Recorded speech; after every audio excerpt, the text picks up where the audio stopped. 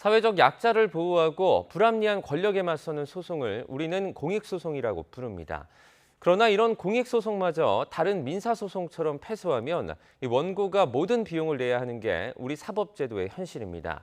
돈이 없으면 공익소송은 시작조차 못하는 건데요. 보다 건강한 사회를 위해서라도 제도적인 보완책이 필요하다는 지적이 나옵니다. 강민경 기자입니다. 2000년대 초 새만금 간척 사업을 중단해달라며 환경단체가 제기한 소송과 2015년 이른바 염전노예 피해자들이 국가를 상대로 낸 손해배상 청구 소송. 각각 환경 그리고 인권과 관련된 대표적인 공익소송입니다.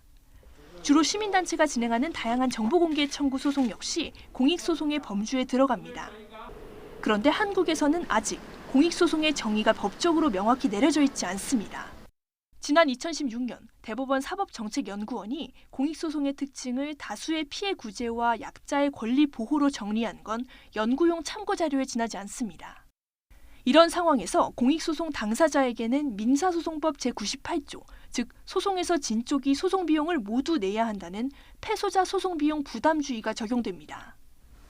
문제는 정부 등 거대 권력을 상대로 싸우는 공익소송의 특성상 소송을 제기한 약자나 소수자가 패소할 확률이 높다는 겁니다.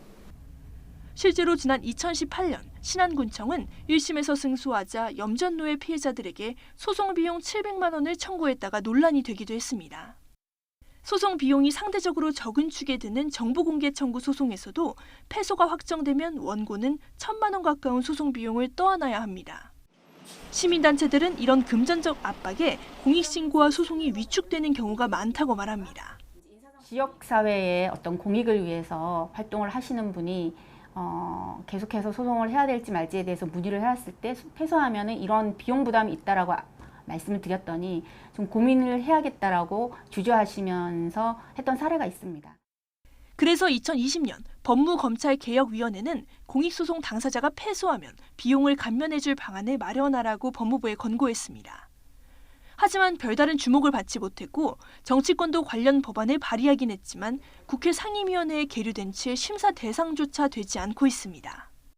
미국이나 영국 등은 공익소송을 제기한 원고가 패소해도 법원 재량에 따라 변호사 비용을 줄여주는 등 다양한 보호장치를 두는 것과 사뭇 다른 모습입니다.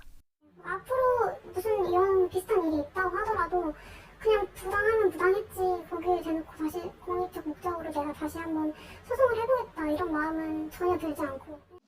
공익성이 인정되는 소송은 재판부가 재량으로 소송 비용 지급 의무를 면제해주는 등 제도적 보완책이 필요하다는 지적이 나옵니다. YTN 강민경입니다.